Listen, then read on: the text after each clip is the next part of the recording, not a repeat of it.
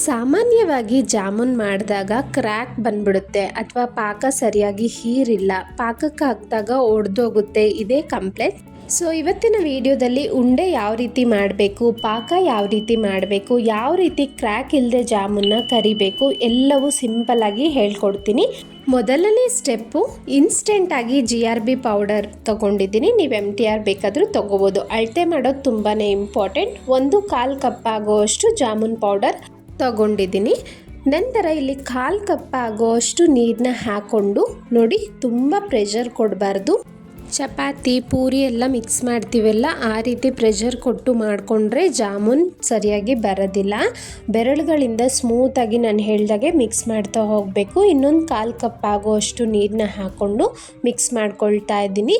ಒಂದೇ ಸಲ ನೀರು ಹಾಕೋಕ್ಕೆ ಹೋಗಬೇಡಿ, ಸ್ವಲ್ಪ ಸ್ವಲ್ಪನೇ ನೀರು ಹಾಕ್ಕೊಳ್ತಾ ಜಾಮೂನ್ನ ಸ್ಮೂತಾಗಿ ಮಿಕ್ಸ್ ಮಾಡ್ಕೋಬೇಕು. ನೋಡಿ ಈ ರೀತಿ ಒಂದು ಉಂಡೆ ಮಾಡಿಕೊಂಡು ಕೊನೆಯದಾಗಿ ಇಲ್ಲಿ 1 ಟೇಬಲ್ ಸ್ಪೂನ್ ಆಗೋಷ್ಟು ತುಪ್ಪ ಅಥವಾ ಎಣ್ಣೆ ಯಾವ್ದು ಬೇಕಾದರೂ ತೊಗೋಬೋದು. ಇದು ಡ್ರೈ ಆಗಬಾರ್ದು ಅನ್ನೋದಕ್ಕೋಸ್ಕರ ಈ ರೀತಿ ಸುತ್ತಲೂ ನೀವು ಅಪ್ಲೈ ಮಾಡ್ತಾ ಬಂದರೆ ಹಿಟ್ಟಿನ ಟೆಕ್ಸ್ಚರ್ ಬಂದು ನಿಮಗೆ ಸ್ವಲ್ಪ ನೈಸು ಸ್ಮೂತಾಗಿ ಅನಿಸುತ್ತೆ. ವಿಡಿಯೋದಲ್ಲಿ ನೋಡ್ತಿರ್ಬೋದು ಈ ಕನ್ಸಿಸ್ಟೆನ್ಸಿ ಇರಬೇಕು. ಒಳಗಡೆ ನೀವು ಸ್ವಲ್ಪ ತೆಗ್ದಾಗ ಹೇರ್ ಗ್ಯಾಪ್ಸ್ ಕಾಣಿಸ್ತಿದೆಯಲ್ಲ, ಇದೇ ರೀತಿನೇ ಇರಬೇಕು.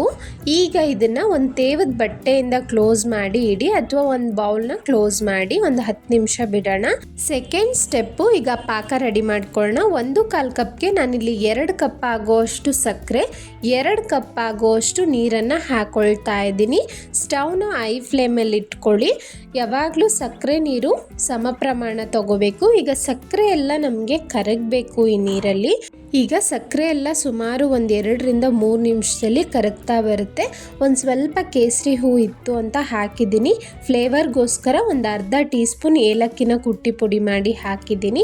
ನಂತರ ಇದು ಆಪ್ಷನಲ್, ಅರ್ಧ ಟೀ ಸ್ಪೂನ್ ಆಗುವಷ್ಟು ತುಪ್ಪ ಹಾಕಿದ್ದೀನಿ. ತುಪ್ಪದ ಫ್ಲೇವರ್ ಇಷ್ಟಪಡೋರು ಹಾಕ್ಕೊಳ್ಳಿ. ನೋಡಿ ಕಂಪ್ಲೀಟಾಗಿ ನಿಮಗೆ ಸಕ್ಕರೆ ಕರಗಿದೆ ಅಲ್ಲ. ಈಗ ಇಮ್ಮಿಡಿಯೇಟಾಗಿ ನಿಮ್ಮ ಫೋನ್ ತಗೊಳ್ಳಿ, 2 ನಿಮಿಷ ಹೈ ಫ್ಲೇಮಲ್ಲಿ ಇದೇ ರೀತಿ ಪಾಕನ ಕುದಿಸ್ಕೋಬೇಕು. ಆಗ ನಮಗೆ ಜಾಮೂನ್ಗೆ ಯಾವ ಪಾಕ ಬೇಕೋ ಅದು ರೆಡಿ ಆಗಿಬಿಡುತ್ತೆ.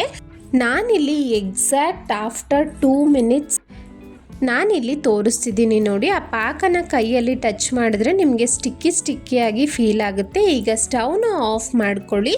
ಈಗ ಇದನ್ನು ಒಂದು ಪ್ಲೇಟ್ ಮುಚ್ಚಿಟ್ಟು ಪಕ್ಕಕ್ಕಿಡೋಣ. ಈಗ ಜಾಮೂನ್ ಹಿಟ್ಟನ್ನು ನಾನು ತೇವದ ಬಟ್ಟೆಯಿಂದ ಕ್ಲೋಸ್ ಮಾಡಿದ್ದೆ, ಯಾವುದೇ ಕಾರಣಕ್ಕೂ ಡ್ರೈ ಆಗಬಾರ್ದು. ಹಿಟ್ಟು ನೋಡ್ಬೋದು ಈ ರೀತಿ ಇದ್ದರೆ ಪರ್ಫೆಕ್ಟಾಗಿ ಬರುತ್ತೆ ಅಂತ. ಈಗ 2 ಕೈಗೆ ಸ್ವಲ್ಪ ತುಪ್ಪ ಅಥವಾ ಎಣ್ಣೆನ ಅಪ್ಲೈ ಮಾಡ್ಕೊಳ್ಳಿ.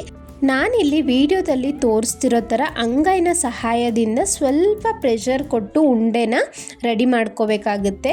ಒಂಚೂರು ಕ್ರ್ಯಾಕ್ ಇರಬಾರ್ದು ಅಥವಾ ಒಂದು ಸಣ್ಣ ಲೈನು ಸಹ ಇರಬಾರ್ದು, ಆ ರೀತಿ ಉಂಡೆನ ರೆಡಿ ಮಾಡ್ಕೋಬೇಕು. ನಾನಿಲ್ಲಿ ವಿಡಿಯೋದಲ್ಲಿ ತೋರಿಸಿರೋ ಥರ ಮಾಡಿಕೊಂಡ್ರೆ ನಿಮಗೆ ಪರ್ಫೆಕ್ಟಾಗಿ ಬರುತ್ತೆ. ಒಂದು ಸ್ಮಾಲ್ ಕ್ರ್ಯಾಕ್ ಸಹ ಬರೋದಿಲ್ಲ. ನೋಡಿ ಇನ್ನೊಂದು ಉಂಡೆನೂ ಮಾಡಿ ತೋರಿಸ್ತೀನಿ. ಅಂಗೈಯಿಂದ ಸ್ವಲ್ಪ ಪ್ರೆಷರ್ ಮಾಡಿ ಒಂದು 5-6 ರೌಂಡ್ ಮಾಡಿದ್ಮೇಲೆ ಫಿಂಗರ್ನ ಸಹಾಯದಿಂದ ಈ ರೀತಿ ರೌಂಡ್ ಶೇಪ್ ಮಾಡಿಕೊಂಡು ಎಲ್ಲವನ್ನು ಅದೇ ರೀತಿ ಮಾಡಿಟ್ಕೊಳ್ಳೋದು.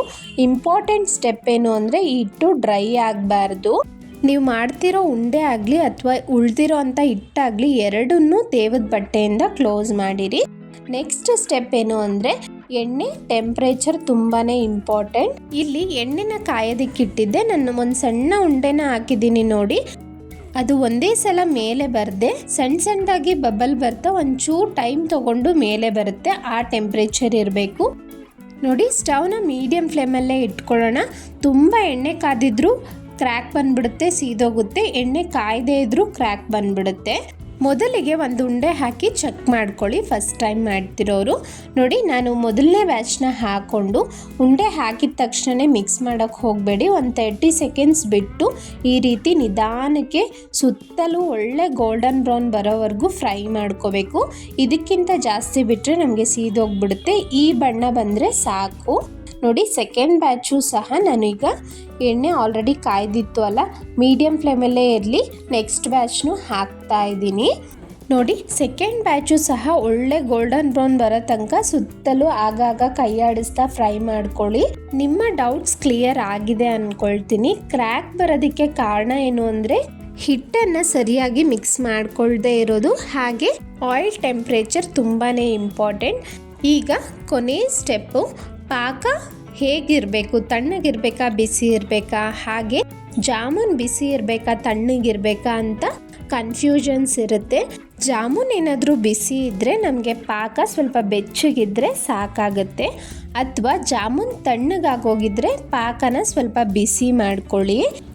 ಎರಡರಲ್ಲಿ ಯಾವುದಾದ್ರೂ ಒಂದು ಬಿಸಿ ಇದ್ದರೆ ಸಾಕು, ಎರಡೂ ತಣ್ಣಗಿರಬಾರ್ದು, ಎರಡೂ ಬಿಸಿ ಇರಬಾರ್ದು. ಆಗ ನಮಗೆ ಪರ್ಫೆಕ್ಟಾಗಿ ಜಾಮೂನ್ ಆಗೋದಿಲ್ಲ. 1 ಅವರ್ ಬಿಟ್ಟು ತೋರಿಸ್ತಾ ಇದ್ದೀನಿ. ಬಾಯಲ್ಲಿಟ್ಟರೆ ಹಾಗೆ ಕರ್ಗೋಗುತ್ತೆ. ಪರ್ಫೆಕ್ಟಾಗಿ ಬಂದಿತ್ತು. ಖಂಡಿತ ನೀವು ಸಹ ಒಂದ್ಸಲ ಈ ಸ್ಟೆಪ್ ಬೈ ಸ್ಟೆಪ್ನ ಫಾಲೋ ಮಾಡಿ ಟ್ರೈ ಮಾಡಿ ನೋಡಿ, ಎಷ್ಟು ಪರ್ಫೆಕ್ಟಾಗಿ ಬರುತ್ತೆ ಅಂತ ನಿಮಗೆ ಗೊತ್ತಾಗುತ್ತೆ. ಈ ವಿಡಿಯೋ ಇಷ್ಟ ಆಗಿದ್ರೆ ಲೈಕ್ ಮಾಡಿ, ಹಾಗೆ ಸವಿ ಕಿಚನ್ ಕನ್ನಡನ ಸಬ್ಸ್ಕ್ರೈಬ್ ಮಾಡಿ. Thank you so much.